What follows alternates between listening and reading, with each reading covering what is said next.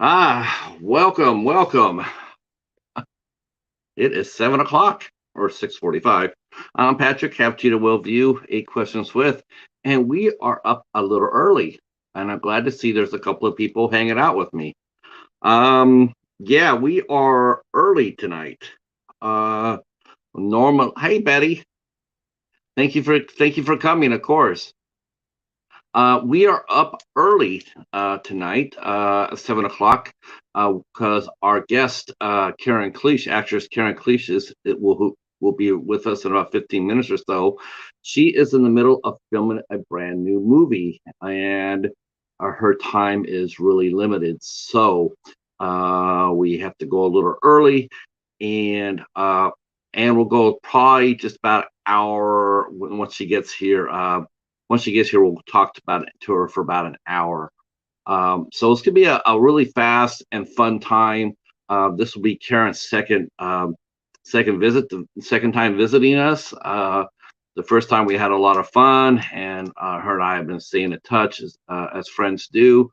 And so I said, it's about that time for you to come over and come hang out with us and catch up with what we're doing, with what you're doing. And she agreed. And so she is making a new movie. She is also teaching. She is also starting to teach the next wave of famous Canadian talent. You know how I feel about the Canadian talent. I mean, it's tremendous. Canada has so many great actors and directors. It's a proportion to their population. It's so much more than us. Because they just have the talent. A lot of good studios out there, a lot of good hardworking actors. Of course, we never really find out too much about Canadian TV unless once in a blue moon, sometimes we will get a show from Canada that will air down here, like Flashpoint.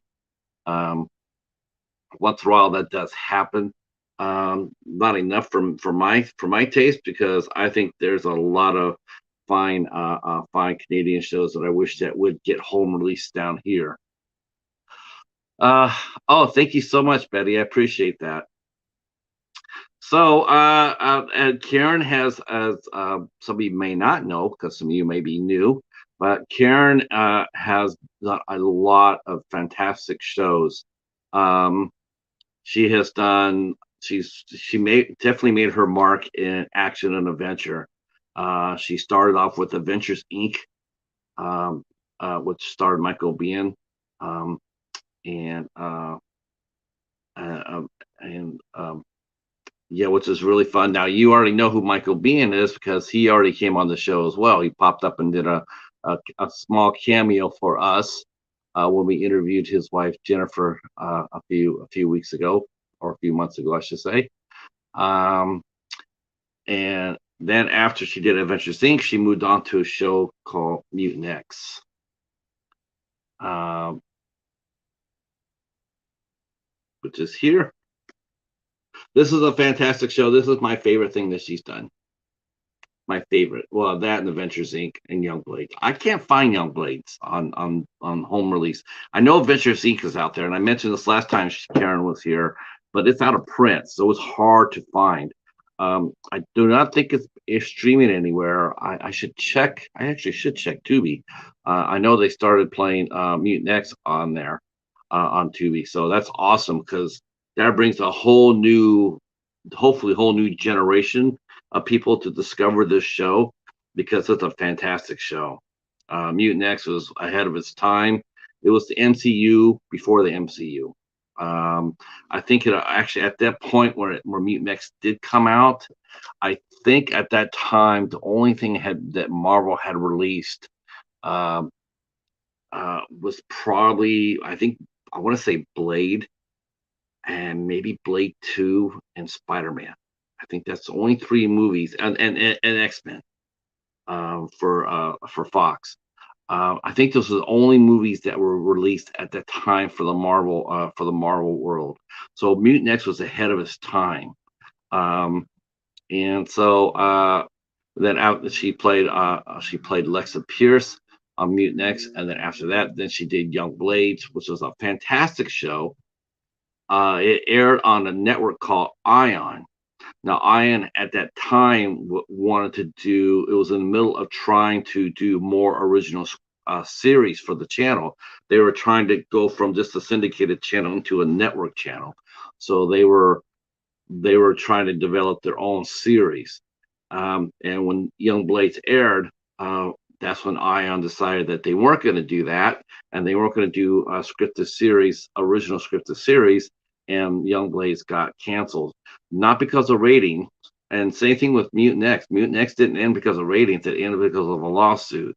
Avengers Inc. ended because of an offset tragedy. We're not going to talk about that tonight. I covered that in the first interview. So if you guys want to check that out, by all means, I'm not gonna wake that up.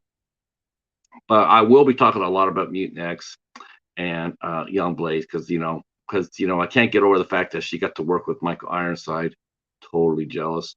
Then she's done a lot of things since then. She did a series, Flash Gordon, which had the unfortunate bad luck. I tell you, I've said this before. She's a great actress, but man, oh man, it's just like she's just had the worst luck. Um, Flash Gordon with a brand new series that came out on Sci-Fi, and you just don't go to Sci-Fi with anything good. You just not just Sci-Fi itself, because you end up just not doing very well. There's so many shows have come and gone and died on Sci-Fi Channel. Um, but she did a season of Flash Gordon. She played Balin. She was a badass. And then she's been doing a lot of other things since then, including a lot of fun playing a femme fatale. She has played a femme fatale in several films since then. I don't know if she's done the femme fatale this time. She might, she might be, she might not be. She might be playing the heroine. So we'll have to ask. I do know that she is filming it in Toronto, and that's all I can say. Hi, Heather. How are you? Glad you guys are here. Thank you so much. Our guest will be here in about 15 minutes, or actually less than that, in about 10 minutes or so. Um, so we'll be talking to her about some other films that she's done. The Black Widow Killer. That sounds like a lot of fun. That sounds like a lot of fun. I know that aired in Canada in 2018, but it did not get a U.S. release until I believe 2020, if I'm not mistaken. So again, it's like that's the beauty. I will say this about streaming. I will say this about streaming. It is very cool that a lot of these shows here are getting before with syndication they would show a series and it would air for maybe a year or so, whatever the contract would be, and then it would disappear, and then you would have to wait and hope to see it again. um, Now with streaming, now, and especially the streaming, especially some of the retro channels have been going out or whatnot. Now we're able to see shows like this, like Mutant X, a lot more often. It's not nearly as hard to find this to watch. I still got rather have physical copies, but will give streaming respect for the fact that they need content and they're airing great shows like this. Um, and I really do appreciate it. Hey, Eerie Frog, I see you there. So we're talking to Canadian actress Karen Cliche. She'll be here in a few minutes. While we're waiting for her, I will do the calendar. Oh, that's right. Yeah, we're all going over after this at 9 o'clock. We're all going over to come hither with Heather, because her and Fluff are going to be on tonight. Um, they're going to be on tonight on Heather's channel, and that'll be a lot of fun. So we're going to be going over there. In fact, Betty, if you want to drop Heather's link, that'll be awesome, and we're all going to head on over there afterwards.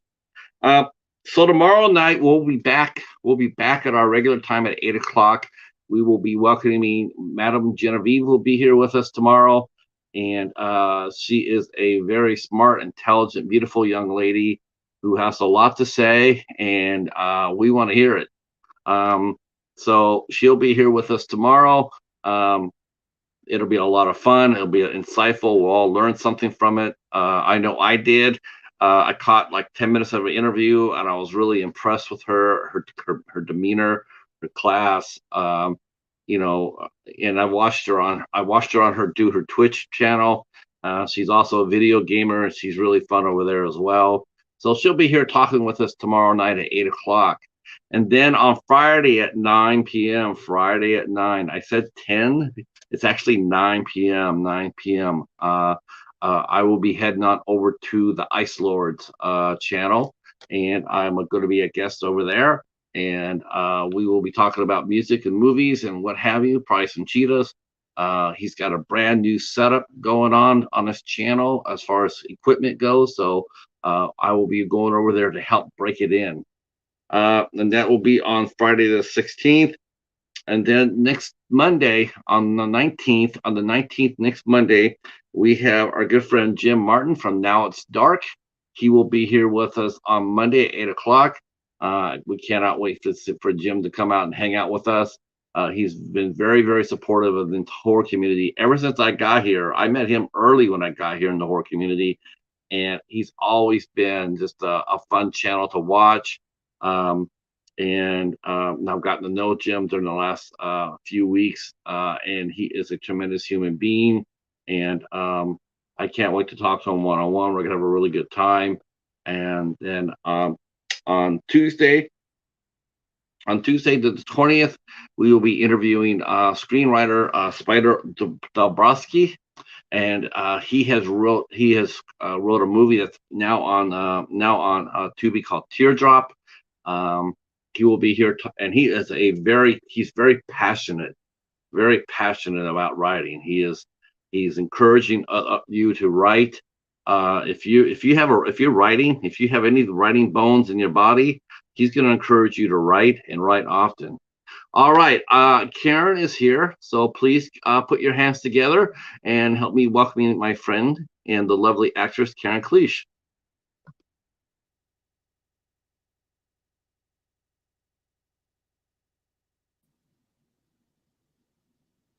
Ta-da! Hello. You know, I always expect you to be able to just do this on your will, you know, because you are a superhero after all. I just think you like this, right? Yeah, I felt like maybe I should get some sunglasses in case she just like goes up in a flash, you know. So This time it's just regular old technology. one day though, one day. Mm-hmm. That's right. How are you doing? Good. How are you doing? Is what we should be asking. Well, I'm good. I'm in Toronto, so I'm so happy to be back. It's been so long, and I've just been having a little bit of work, a little bit of fun, seeing some old friends. I love it. This movie, so it's all good. Yeah. Really okay. Good. Now I know you have that, you know, you can't really talk too much about it or whatnot, but we just want to know if you're like the final girl. Well, yeah, I can't divulge much, but it's definitely on the thriller. It's a thriller, so I don't know. Maybe I'm good, maybe I'm bad. As much as I'm going to say. Yeah, but see, the thing is, though, it's like when you're good, when you're bad. That's the thing. I mean, you're a badass. So, you know, every time you come on there and you're just like taking over, we love it. I love it too. That's my favorite. It must really come across in my auditions how much I love playing those roles, because I don't know, it's either just my face or my love comes through. But yeah, it's definitely been a theme in my career most of the time, I have to say. But well, I actually think about it though. I mean, yes, being a badass, yes. But being a villain, no, you've been a hero most of your career. Mm-hmm. Yeah, you're right. I've only been, well, there's been a few movies that I've been, kind of a twist at the end. You find out that I'm the villain, which is always fun because the beginning of the movie or more throughout it, right, you can just play kind of, sweet and nice and normal, and then boom, it gets you in the end. So that's always really fun. But yeah, you're right. I play in like bad, more of like I think the theme in my career has been that I play these tough girls with a heart of gold deep down inside, right? They've just been damaged, they've been hurt, they're afraid to be vulnerable. And that's always much funner to play rather than straight up like evil, you know? There's always a reason. So Uh, yeah, actually looking back, I was watching season 3 of Mutant X, and I would sit there and I actually would qualify you more as and believe it or not, think about this too, because I was mentioning when Mutant X came out, you guys were just so right on the edge of the MCU being born. I think that only 4 MCU movies had been released by the time Mutant X came out. I think it was the X-Men, I think the first 2 Blades, and I think Spider-Man, the first Spider-Man, Sam Raimi. And I think you came on right there. But the thing, what it was your Alexa is not so much a hero, but an anti-hero, because you play her as an anti-hero. She's not easy to like, even though she's doing good. But she's doing her own thing on her own terms. She's marching to her own drummer. yeah. And it causes a lot of stress early on in your season. And I really like that dynamic, especially you, Victoria. Oh Okay, yeah. I love superheroes, and Victoria and Karen are, I mean, hell yes. I was so excited to see when I saw Mutant X on Tubi, because I got excited. I'm like, hell, because the way I look at it is, it's not so much that I got to see it, it's the fact that other people are now going to be able to see it, and they're going to discover what so many of us already have. All those years ago. Yeah, you're right. I did not know it was on Tubi. Yes. Yeah, I was so tickled, because I'm like, Oh, means yeah, it means a whole new people are going to be here. Yeah. That's great. Yeah. I think I can. I don't know if I can do that. I don't know how to do that. Oh, maybe okay, hold on. Let me see if I can do this. Yes, I think I can. What are you trying to do? I'm trying to, we are at 9:00. We are going over to what we call a raid. And that is where people go over to another channel to support it. Another person's doing another channel, another video. Okay. So I said, you guys all hang out with me and Karen. We're going to be here for 2 hours. And then, I was like, oh, I have to try. I always tell that to everybody. I have to. I know we did 2 hours. It's just today at 8:30. Tonight I'm coaching someone. I coach actors for their auditions or movie parts, and so we're having a Zoom at 8:30, and I'm coaching a fellow actor of mine, which is super exciting. I'm excited to talk to you about this too, because I think this is something you had talked about earlier, during your first visit, but now you're doing it. And I'm so happy for you. I think it's awesome because you're giving back, but that's you though. I love it. And yeah, you know what? I mean, I think we spoke almost exactly a year ago. Does that sound right? About right. A year ago. Yeah. So it was actually just during the pandemic. An acting school here in Ottawa asked me to start teaching. And at first I was like, what are my qualifications? I'm not a teacher, blah, blah, blah. But I just said yes. Like, that's my motto in life. Just try it. Just say yes. I'm like, I have the experience. I just don't know the technique on how to specifically teach acting. But then I just told myself that I would just relate to people and just let it flow the way that I know how and bring my own special thing to it. Not being a classically trained actor, I kind of approach roles and things from a psychological point of view and a human behavior point of view, and like more just like easier way to explain to laymen, or very beginner actors.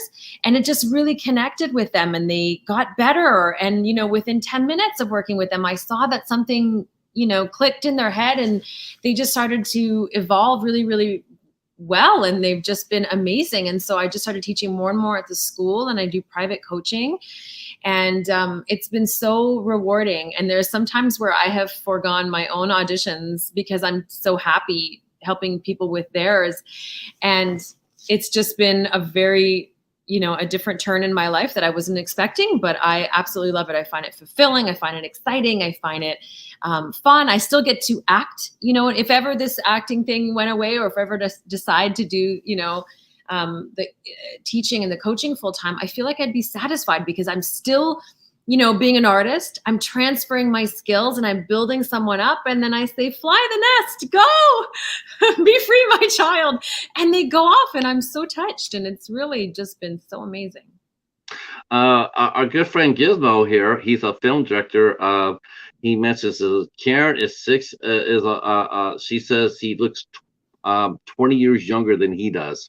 It's like he goes, he's a little older, but she looks like 20 years younger. I'm going, yeah, I mean, she looks way young. Jeez. Yeah, you know what? If I really didn't know any better, I do think Gen X did do something to you, and you just didn't tell us. I have not had any plastic surgery, if that's what you're asking.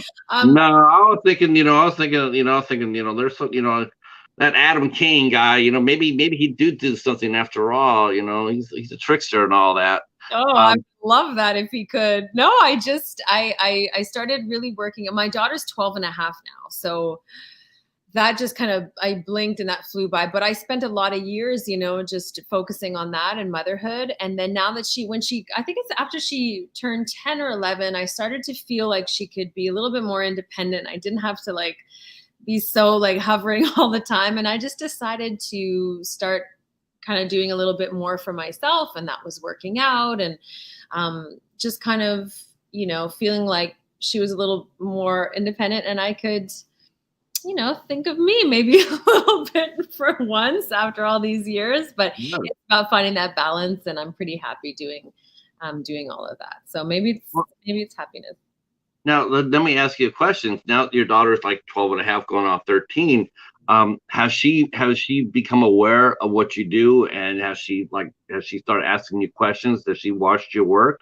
Has it inspired her to maybe go follow in your footsteps? Well, it's funny you say that because today she just auditioned for the school play. She just started grade 7. So she just auditioned for, what were they doing?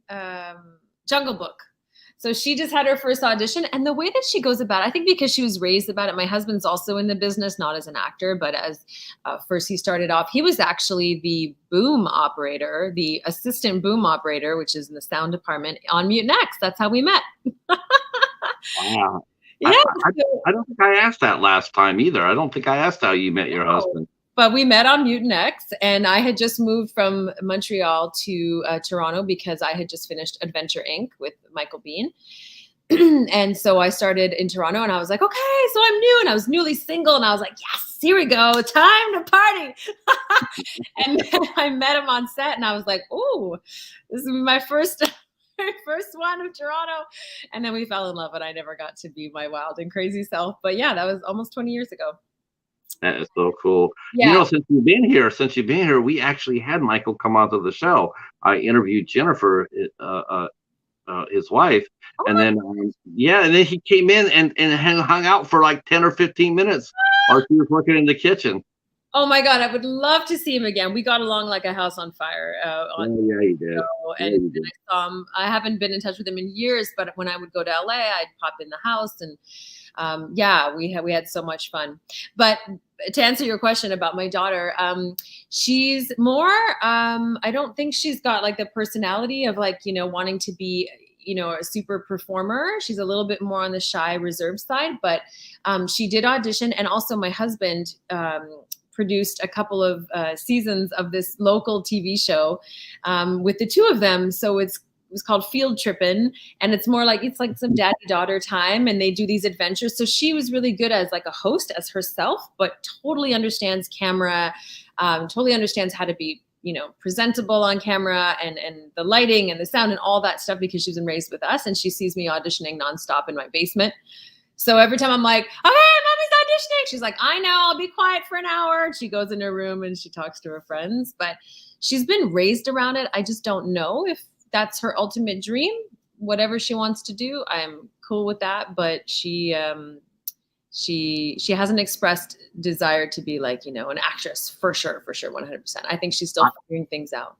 I just would have loved to have been there because now she's there's now kids, when they grow up, they become aware of what their mom or dad has done as far as acting. You hear that from parents all the time, like, yeah, I'm not gonna let my kid watch me, and do that for like another like 10, not until they're 15 or 16, in case they do something a little racy or if the movie's a little violent or what have you, Yeah, I don't want to sit there and watch, I don't want my 10-year-old daughter or son watching mom get killed or killing somebody, until they get a little older. And then they become aware of the work that you've done, because now it's all of a sudden now they're curious, before it's, but now it's like, mom, can I see somebody? Can I see what you acted in when you're Yeah. before I was born? And then you get to sit down and watch it with her. I think She that's hasn't asked. I think she's seen, like, she always comes in the room, like, say if I'm editing my auditions. So she's seen something. She doesn't seem, I think any actor will tell you that their kids are just like, they don't care. They're not that interested in what we do. Oh, mom, I'll be like, oh, mommy's on TV right now. She's like, okay. And then she'll go do her own thing. So yeah, weird. and I bet all her friends are just excited as hell too. They're going like, "Oh my gosh, your mom's a star," and it's like, but to you, she's just mom. You're just Yeah, mom. exactly. At first there was a little bit of that, like, oh, you were an actress. And I've always just been someone who doesn't really like to even say it. Even when I first moved to Ottawa, I didn't tell anybody for 3 years that I was an actress. It's something that I've always kind of kept separate, and I don't want the attention about it. For me, work is work, and that's when I turn it on. And then when I'm just in my regular life, it's just me. So when her friends were like, have you been on TV? What have you been in? I'm like, oh no. No, Uh, just Google it. I don't know. I think for now on, though, I think honestly, you should just turn around and say, "I was a superhero, damn it." Yeah, maybe I'll try that now. Yeah, I've earned it. Yeah, you have. Yeah, you have. And it's in the acting. This is one thing you and I talked about, and now that I'm back, because I took a month off, Mm. uh, came back. But one of the things that I want to do, and we were talking about it, and I hope we still can do it, is, once a month you pick a student out that you think is ready to be interviewed, and I want to interview them. Oh yeah, Yeah, that'd be interesting. Yeah, well, yeah. Let me think about that. I do. Yeah, let's talk about that. That'd be fun. Now that I've gotten to know the students more and I have more relationships with them, and some of them are great actors, and I think it'd be fun for them to have a little, exposure. Or I coached someone, and he just did a guest star on Rabbit Hole, which is a Kiefer Sutherland series that's being filmed up here. So that seems amazing. But yeah, sure. Let's definitely talk about that. And they can talk about how I tell them, no, do it again, not good, do it again. yeah. So Me? tell us about the teacher. Oh Lord, oh, is this live? Oh, can you edit this out? Yeah. Uh, I think your camera is wobbling. That's not the camera, mate. That's me. I'm shaking. It could be wobbling because you have to see the setup. You're on like 14 books right now. I'm on the couch. I'm not at my place. I'm in Toronto. I'm at a friend's Mhm. house right now. So I have my little ring light. That's the only, makeshift setup. You look fabulous. You look fabulous as always. I'm glad for you for the teaching. I mean, how exciting is that? I mean, to give back because, um, I mean, you Canadians you guys are just supremely talented. I Oh, mean, it's just, like I mentioned before you come on, I mentioned that, percentage wise, per capita, I think Canada probably has a lot of talent. Just, I mean, so much. it's embarrassing. It's an embarrassing riches of talent. I mean, I it's such a good thing. I mean, it just makes every movie, every project you do there, it elevates it. You're not really getting, anybody that's not ready for this. You're getting some really good actors. Um, I wish we got better press down here from you guys. I mean, as far as your TV shows, like I didn't know that there was a lot of Canadian TV that was up there and being produced and starred in. Oh my God, so much, so much. Yeah, but And we never did. I don't work a lot in Canadian TV. Like I always work on the co-productions or American stuff that comes up here. For some reason, it's just always been like that in my career. But I'm in Toronto now, and we're shooting just in Hamilton, which is about an hour from Toronto. But it is just, they had a trouble crewing, they have trouble finding crew and never cast, they're fine. But like with crew, it's just so busy, and Vancouver's so busy. Ottawa is now shooting all the Hallmark and Lifetime movies, end up shooting the little Christmas movies. They shoot in Ottawa. Montreal's swamped. Now Calgary is starting. Winnipeg's a huge one. So yeah, Canada's very, very busy now. Well, you know why that is, because GAC came aboard. It's a new service, a new channel, and it's very much, it's the fact that the former president of programming at Hallmark, he left, went over there, revamped the channel, and now they're doing the same thing the Hallmark's doing. So instead of getting like 2 Christmas movies made a month up there, now you're getting 4, because because they're doing the same model. You're right. Because there seems to be one, like so many, more than 4, like it's just nonstop. They're everywhere. And then they're kind of changing the format. Some of them are like the cutesy, really like lovey-dovey ones. And then some are having a bit more of an edge to them now. Like they're expanding their formula, I think, which is so exciting. People love movies. Yeah, they did some mysteries. They did some really good mystery movies up there. And I really enjoyed those. I really do. I mean, I watched some of the lovey-dovey ones too, but I like the mystery ones. I mean, they're fun. Yeah. Now is lovey-dovey, is that something that just doesn't interest you as an actress? I mean, okay, we're gonna have you come on and you're gonna fall in love with this boy, and he's, then there's gonna be a little, is that something that's just like you just like? I know it's a job. But it's absolutely zero challenge. So I don't even want to bother with that. Is there certain roles that you just will sit there and say, no, just not me? Well, I think as actors, we don't, like, not a lot of us, like, we don't really refuse roles. Like, we kind of like take the auditions and deal with it, because I mean it when I say this, like, even if it's a role that doesn't, like, it's not that juicy, it's not that interesting, it's not, a movie that you find particularly up your alley. If you're an actor and you love to act, you're going to find joy in whatever it is that you're saying, doing, because you're still acting. And sometimes the challenge, I mean, I've said some cheesy lines in my career, like the challenge in that is making it work.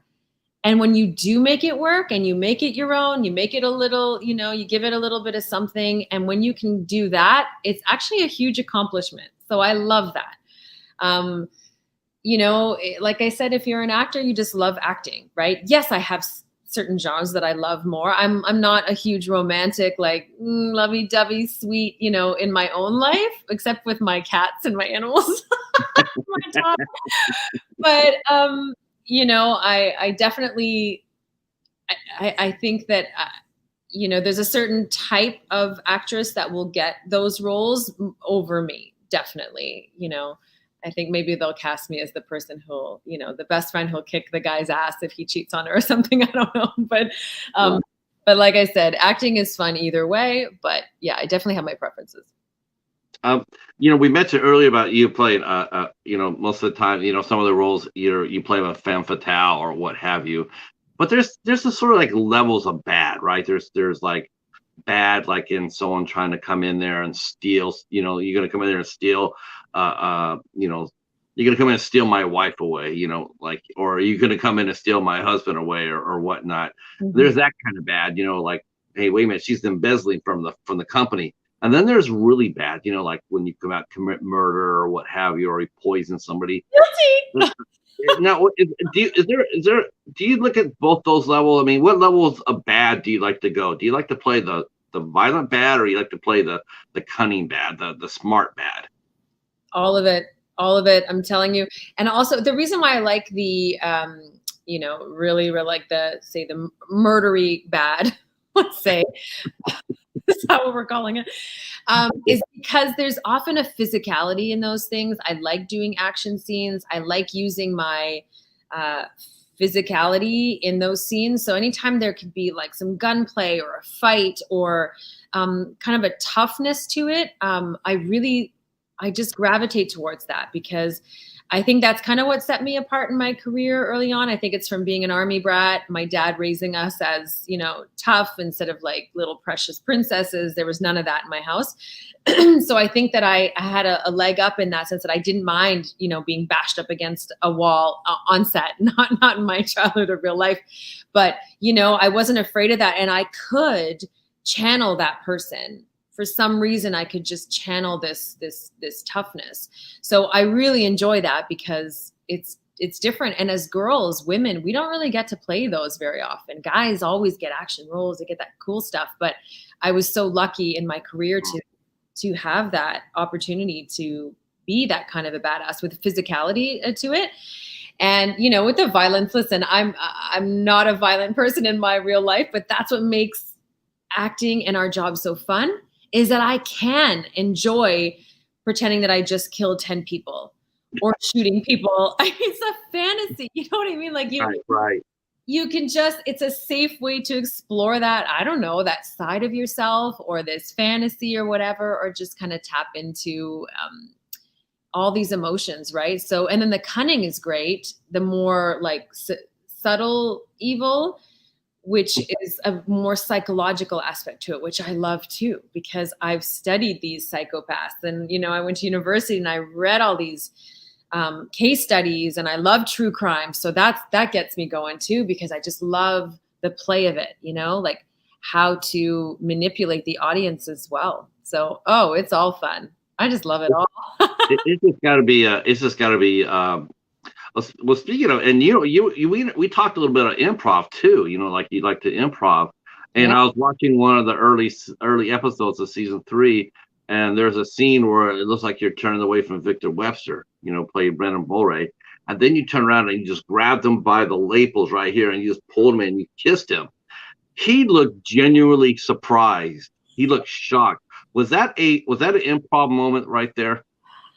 You know what? It wouldn't have been an improv moment because you're not really allowed to do that on sets. You can't just kiss someone without their consent, both ways, guys or girls. So I think that it might have been the first time that we had kissed. So maybe that was a look on his face, like, woo.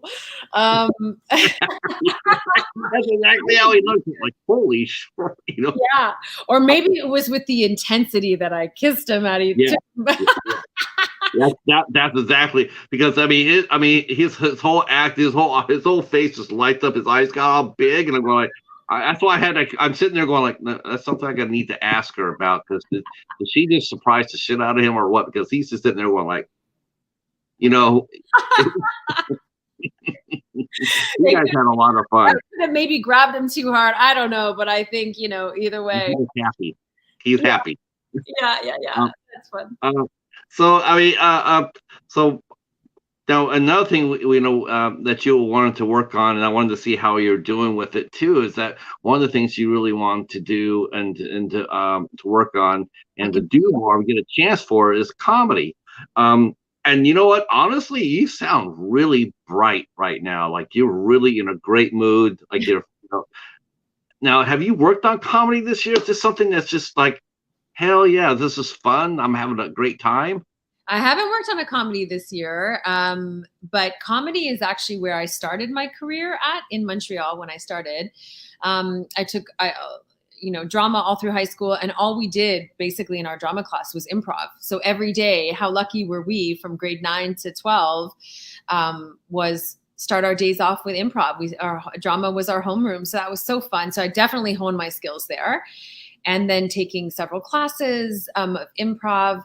And then, I booked my first few roles, not my first 3, but, after that, a lot of comedy stuff in Montreal. And then I think once it got to, I think what did it is when I dyed my hair black, because I was blonde when I started my career, little blonde bob, super cute. And then I dyed it black. Mm-hmm. And grew it long. And that's when I booked Adventure Inc. and then Mutant X. And I started kind of getting more typecast into those roles, because it definitely brought out a different look in me and inspired more people in that way.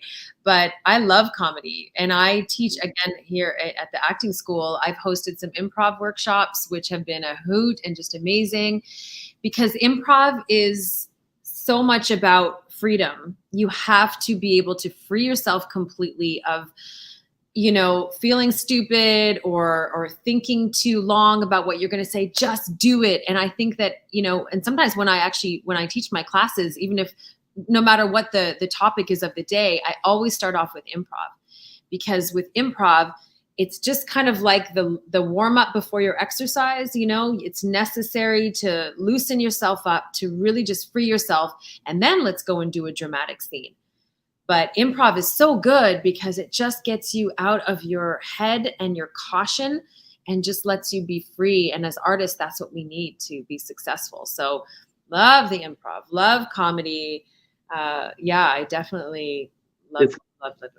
Is comedy improv the hardest things to teach an actor? Yeah, because being funny is something that not everybody is, you know, you know, right off the bat.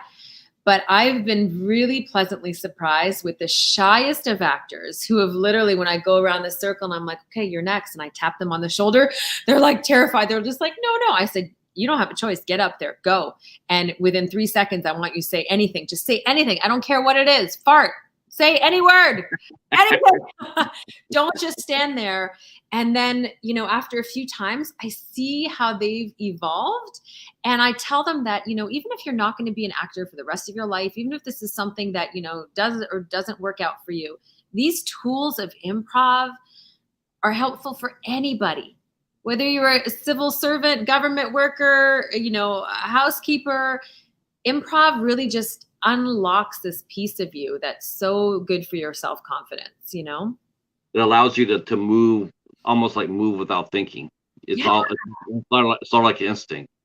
Exactly. Instinct, tapping into your instincts. And if you don't have that as an actor for a scripted role, it's really, you know, you got to unleash that. It's all about your instincts. So it's wonderful. It's funny because I volunteer at a women's shelter in Ottawa, and I always have every city that I live in. So, you know, we do different things from the fundraising committee. Now I'm more on the cleaning the apartments, you know, when the women move out, which is a great thing. The women move out with their children and hopefully they've moved on to a better life. You know, we don't know, you know, we don't ask, but they've moved on hopefully to a safe situation because it's kind of a transition apartments.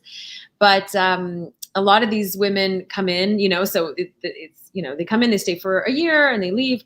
But all that to say is that I was speaking with the owner of the women's shelter, and they have a small budget for workshops and stuff. So some people come in and teach yoga, some people. And so she asked me if I could come in and do an improv workshop with the women. And this summer just was way too busy for me, but that's something that I'm going to think of. And I just think for these women who are coming out of these horrible situations, who probably lack a lot of confidence, right? They've been stripped of their self-esteem and very, very fear-based. And to maybe just kind of work with them and just let them have some fun and just be kind of crazy for an hour together as women in a safe environment, I think that'd be really fun. So I'm going to definitely think about coming up with a little program for that. But Would you, so that was something you would do during the winter?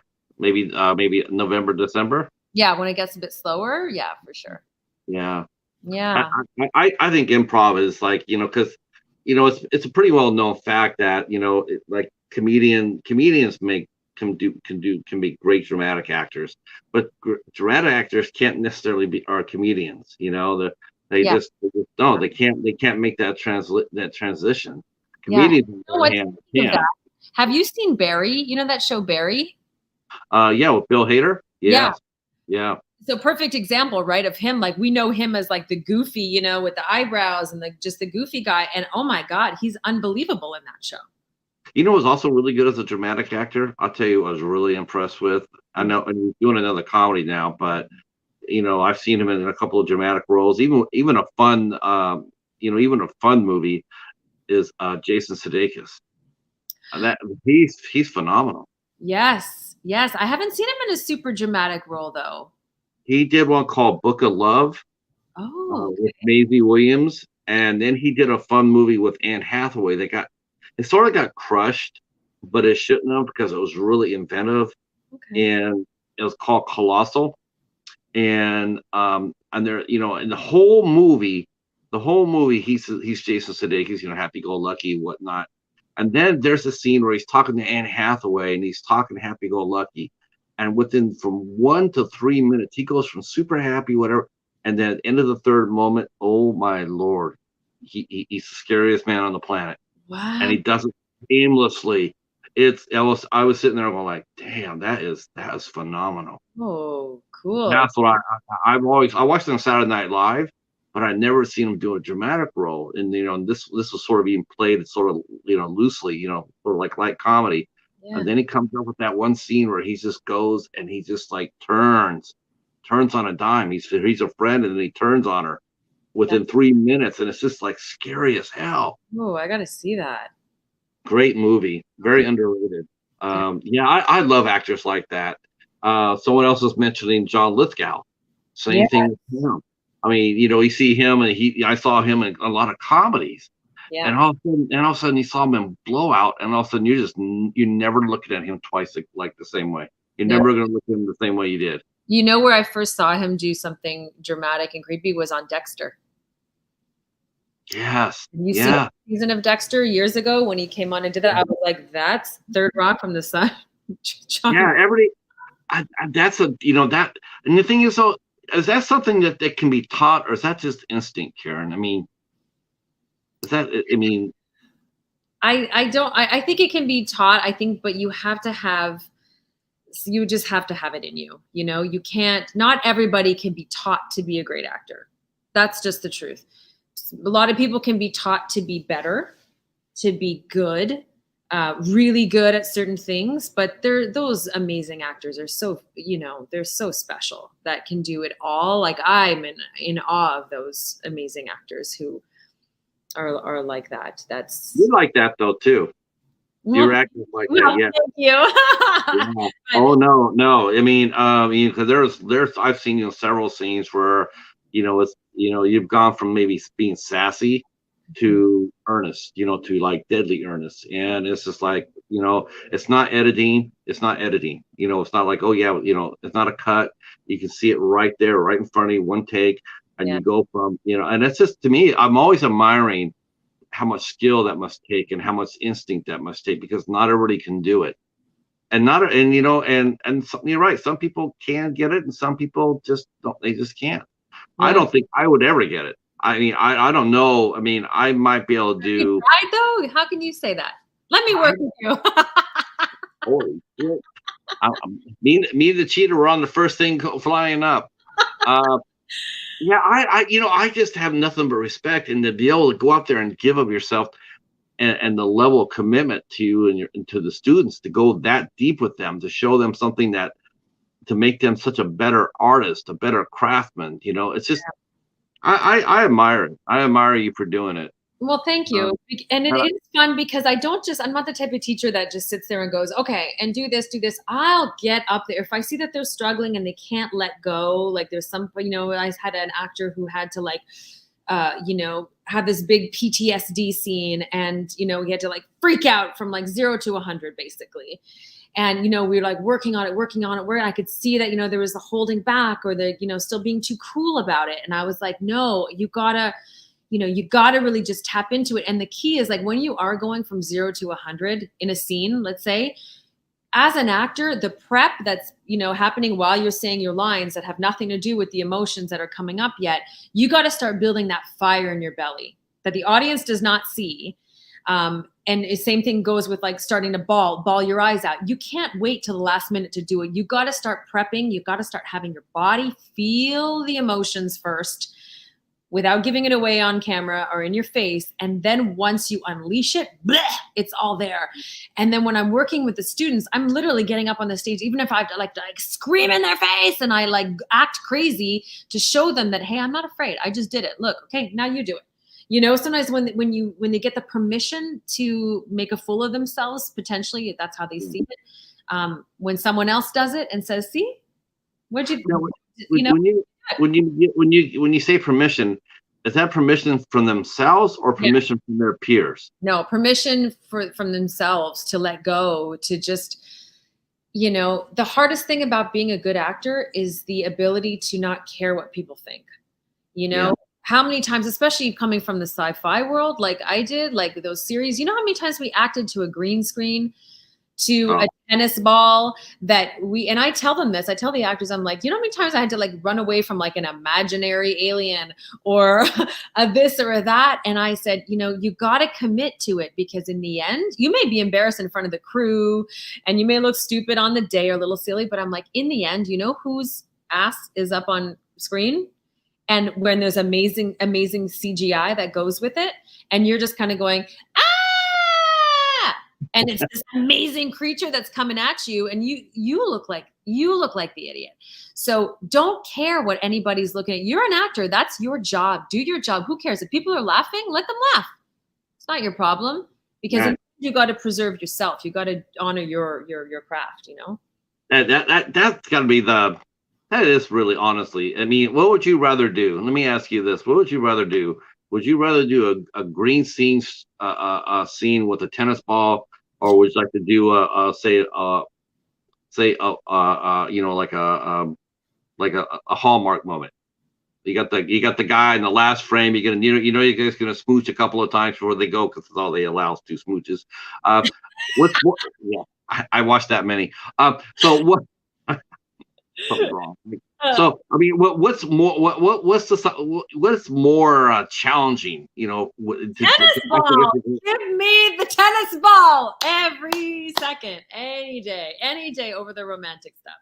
I will let someone else do that. Listen, I'm never going to turn down a job, but give me the like challenge of, because I have a really vivid imagination, and I'm able to not see the tennis ball. I can see, I'll make up whatever it is I need to make up to act that way. And that's what every actor needs, that imagination, because it's not always there. You're on a set and it's like, there's no real vibe there most of the time. You got to create the space. And then also, like, when I coach auditions, right? Like in an audition, you don't even have a set. You have nothing but you and the camera in front of you. And, sometimes you're barefoot, sometimes your cat is walking past you. True story. Many, many times rubbing up against your leg. And you have to be like, stay focused.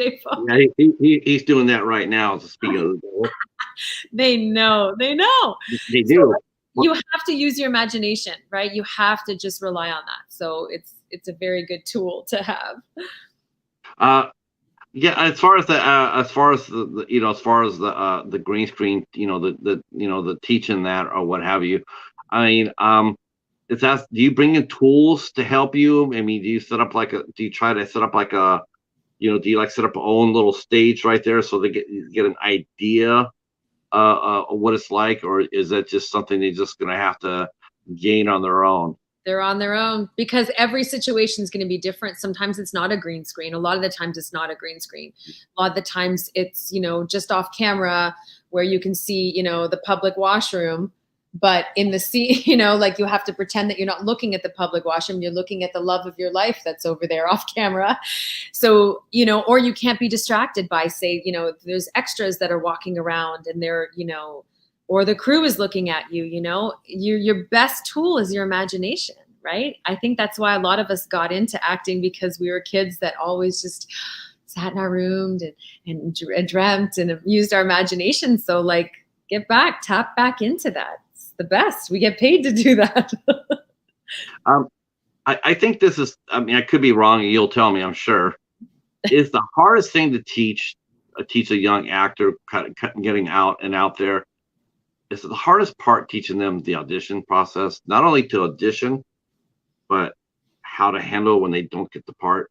Oh God, yes, because the audition is the gate, right? And you kind of forget that, because you're just like, I want to be an actor, and I want to, oh God, how am I going to deal with, being on a movie set? And I'm like, well, wait, before you get there, you got to master how to audition. You got to know your face. And it's so funny how sometimes there's actors that I coach and then they're just like, oh, I don't want to watch me. And I'm like, you get over here and you watch it. You know your face. You got to know your face. You got to know what angle. I often act with this angle of my face because I feel like it's just, you got to know every inch of your face, the way that you come across when you lift an eyebrow. You got to know like how your eyes come across on camera. All of these things that you have to take the time to really study your face and your body for an audition, because you in your head can be thinking, nailed it, that was great. And if you don't watch it back and go, oh God, I thought I was really sad there, I look like I'm mad, then you're never going to go further, right? So I say study your auditions. I still do. I go back years and I look at my auditions. Not at all from a place of like, oh, I just love looking at myself, because I don't. But I use it as a study, and I say, you know what? That look really works for me when I'm playing this type of character. Or, oh, wait, that was a triple chin. Don't do this, Karen, because you got a lot of chins going on. All these things that are really, really helpful. So yes, definitely mastering an audition is something that I think we don't actually have a course right now, I don't think, but I definitely want to talk about having that as a course offering, because if you can't get through an audition. But here's the thing, ever since COVID, there's not really any auditions except for on Zoom. Sometimes they're all self-tapes. So we do them at home, which is great. Yes, I was going to say self-tapes must be an absolute career saver, because you could go there. I mean, even before you start out, they're saving your career, because you could go out there and all those things you just got done talking about, what to look for, you're able to do that inside your home. Before, trying to retain all that information and then going to a live audition, not always going to work out so well. Especially for a young actor.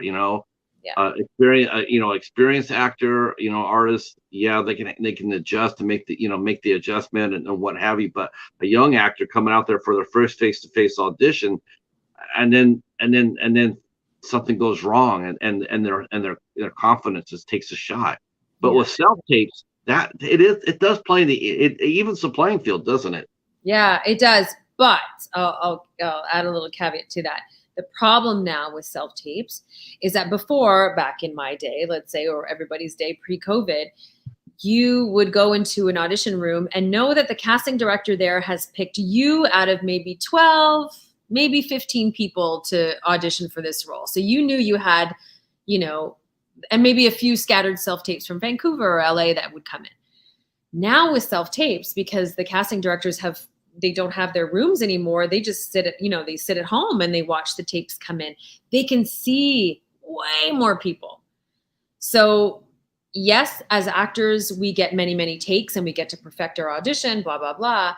But two things, we miss the performance level of it, which I used to love, coming into the room and actually having like my heart beat super fast and performing in front of, say, the director and the casting person and the reader and everything. There was kind of a thrill to that when you nailed it, oh man, there's no better feeling. There's no better feeling. So you don't really get that with your self-tapes, but you also get much more competition now because there's so many self-tapes coming in. So yeah. How do you how do you explain that to the students? Do they, you have to explain that to them, right? Like, I'm gonna audition today. I mean, is that something a teacher should do? Should they temper the expectations, by saying stay within yourself? There's gonna probably be a couple hundred faces out there, or you just sit there and just give them like, hey, you got just as good a chance as anybody. You go out there and crush it.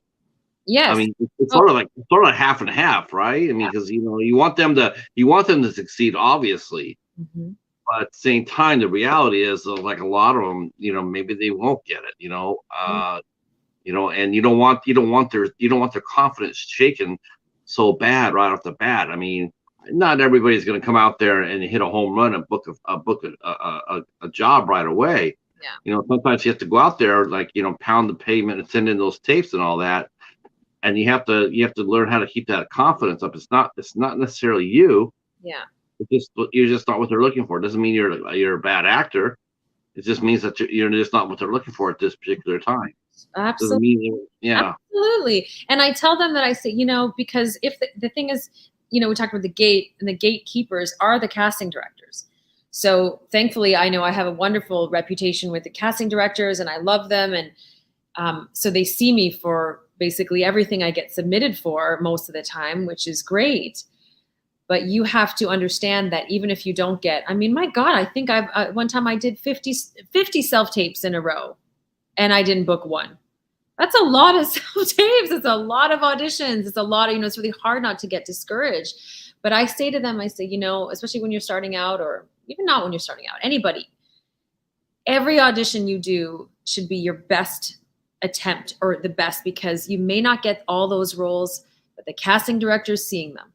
And it may not be good for this role. It may not be, but your time will come where they are like, oh my God, this person keeps putting, killer auditions out there. And it's going to happen one day if you're good enough, right? But you just always have to do a really good job for the casting director. Could be in 2 years, something will come along. But there has been so many times, myself included, my peers, that you get an offer and you're like, what? I didn't audition for this. And it's because the casting director has seen 55,000 of your tapes and knows you can do it, So it's worth it. It's all worth it. Yeah, I can definitely see that. Now, how do you handle, what's it like, in between jobs? I mean, let's say, like you said, you did 50 tapes and, nothing happened, but then you get that 51st tape. And next thing you know, you're on set, but it's been like maybe 3, 4, 5 months. Yeah. I mean, is it, what kind of adrenaline, what kind of preparation do you do to step onto the stage? I mean, it's what people think. It isn't always just from memory. It's muscle memory. I go on there and I immediately know what I'm doing. It's not necessarily that easy, is it, Karen? I mean, how do you, for this role here, for this film here? What preparations did you take to get ready for the role? I mean, what have you did for your preparation? Well, it's funny because actually for this role, so, I think when we had last talked, I had just started auditioning again, on a wide scale. I was kind of just keeping it locally because I was doing so many other things pre-COVID, and I was doing a lot of voice work, and I love voice acting and doing commercials with my voice. That was kind of my main career for a long time. Really suited my family life. So when I started auditioning again, well, I'll tell you, I haven't been on a set in a year. I hadn't been on a set. Like, this was my first job since I started auditioning again a year ago. So, a lot of time has passed and I was kind of like, oh my God, right? You do get a bit of those butterflies and you're like, I know how to do this. I have all of my, muscle memory, my years of experience that will kick in. I'm sure of it, but the nerves for sure are there, right? You're like, oh God, maybe your confidence. Sometimes you're just like, what if but then what, you get on, so I was going to say stage, but you get on the set and it does come back. It does come back. There are a few, the butterflies are there, but that's what I like. I like having the butterflies there and pushing through them. And then afterwards you're just like, it's kind of like talking to the little child in you saying, oh, good job. You really you were so brave and you did it. You didn't give up as well, right? All those auditions that you put out there and you're just like, oh my God, what is happening?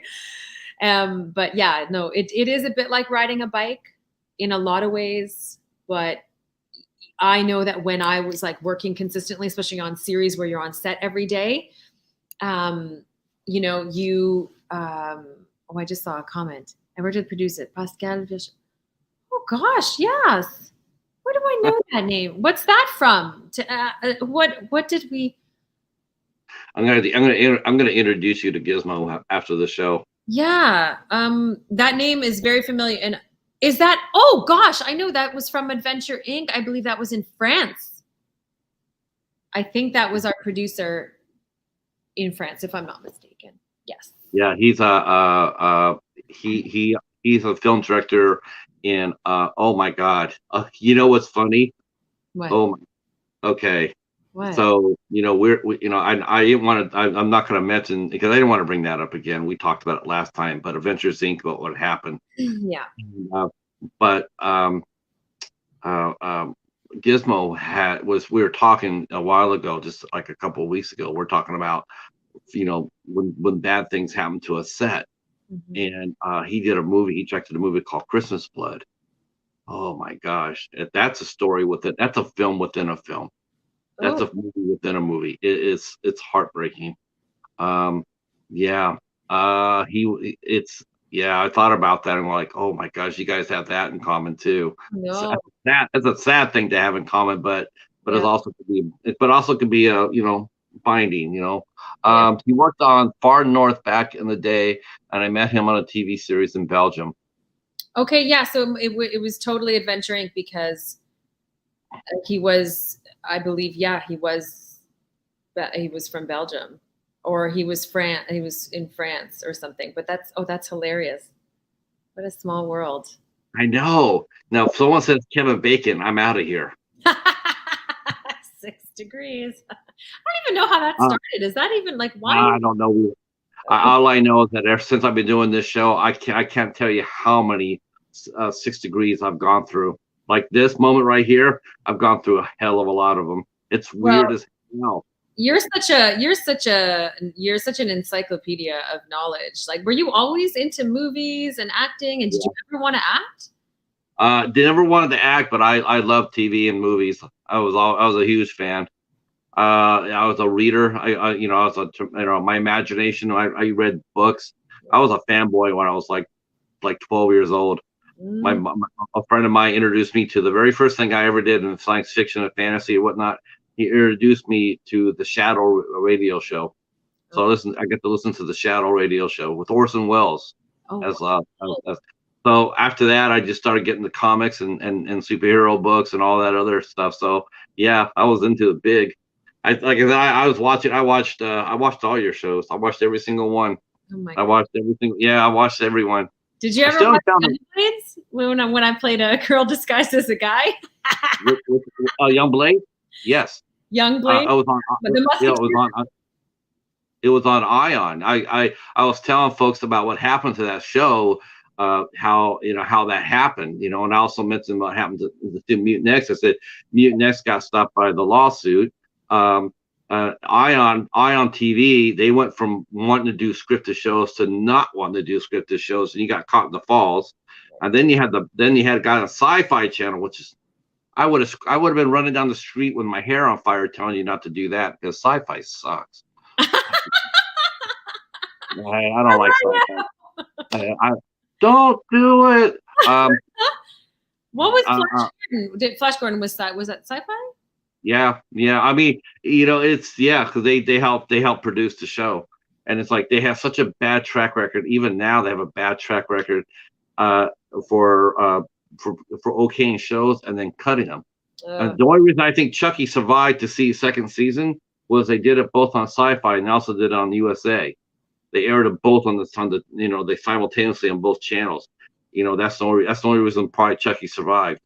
But chances are 50% chance that it probably wouldn't have survived the first season. Oh my God. I didn't know. How have I known that? Yeah. I don't know. It's NBC Comcast. And they've always had that. It's just been terrible. I was really excited, when I saw you coming out with Flash Gordon. I'm like, oh hell yeah! But there's always a thing in the back of my head going like, will they get a chance to do a second season? It was like Fox when Fox first started here in America. Yeah. They put on so many great shows, but they canceled them all. They never gave them a chance to grow. That's crazy. Terrible. Actually, it's funny just because he did a guest spot on Flash Gordon. I just had Elias Tufexis. Yes, we got to get Elias on here. Yeah, that's my big goal. Is I want Elias on here so bad. Well, when he's allowed to tell you what he's working on, you're gonna be. We just had lunch today. Did you? Yeah. I love Elias. Elias is one of my favorite actors. Yeah, he's one of my best friends. So he did a horror. I think I mentioned to you last time. He did a horror film. A horror. He made me cry. Oh. Yeah. He did a movie called Decoys. I cried. We just talked about that. That was, what? That was his first acting gig ever. Was it really? He just talked about it today because he said we filmed it in Ottawa. He's like, that was his first acting gig that he ever did, and he was that good. Not crazy. He really was. He was that good. He was that good. Yeah. It was. Yeah. That's a fun movie. It's a fun movie, but his performance was like someone forgot to tell him he was doing a horror movie. Someone must have told him you're doing a heavy drama because he was just right there. I mean, he was just elevated. He is a really good dramatic actor. He doesn't do comedy. He's someone who plays such a good bad guy. I don't know if you've ever seen him play a bad guy. Oh, yeah, he's good. He's good as a bad guy. But anyways, yeah, what he's working on now is big. Well, listen, I got 7 minutes left with you, so what I'm going to do is I'm going to go ahead. I'm gonna go ahead and start wrapping this up because I'm not going to keep you past the hour. I'm not going to do that. I think But 8:05. I did say 8:05. I always do that. Sometimes a publicist will call and they'll sit there and say, "Yeah, we do interview so and so." All right, he says, "Yeah, you'll get it for like 25 minutes." I'm like, "Yeah, can I get it for like 35 minutes?" And honestly, they pretty much always say extra. Yeah. But this is not one of those days. Um, so you're going back. So you're going back on set tomorrow, right? I do. I have my biggest day is actually tomorrow with all my big scenes, and the big juicy stuff is tomorrow. So I'm really excited about that. I'm excited for you. I can't wait to see it. Yeah. And it's going to come out. I hopefully, because have you tried to collect? I mean, I don't know if you do this or not, but do you have copies of all your work? Do actors collect their work that they do? I don't have everything, but I have all of Adventure Inc. I have all of Flash Gordon and all of Mutant X. And I have a couple of really, really random old stuff that I've done. And nowadays, like we used to get the DVDs. They used to send us. Oh God, no! There was.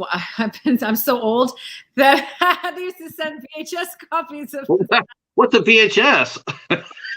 Back in the day. And then so what I've done is, like a long time ago, what I did is I took all the VHS stuff and I transferred them onto the DVDs. Smart. So I have them all on DVD. That's smart. Yeah, I do. I think those are just such great memories. I love keeping that stuff. I love that too. Because sometimes you hear a lot of actors say, "Well, I don't like watching myself on screen." And well, okay, I get that. If you didn't want to go out there and watch it with your friends or whatever, but if you go home and go put it on TV with a much smaller screen in a more relaxed atmosphere, I don't see why you wouldn't go ahead and sit and watch yourself at work. Well, because you know what, I really had such a great time on everything that I've done. I love seeing my co-stars.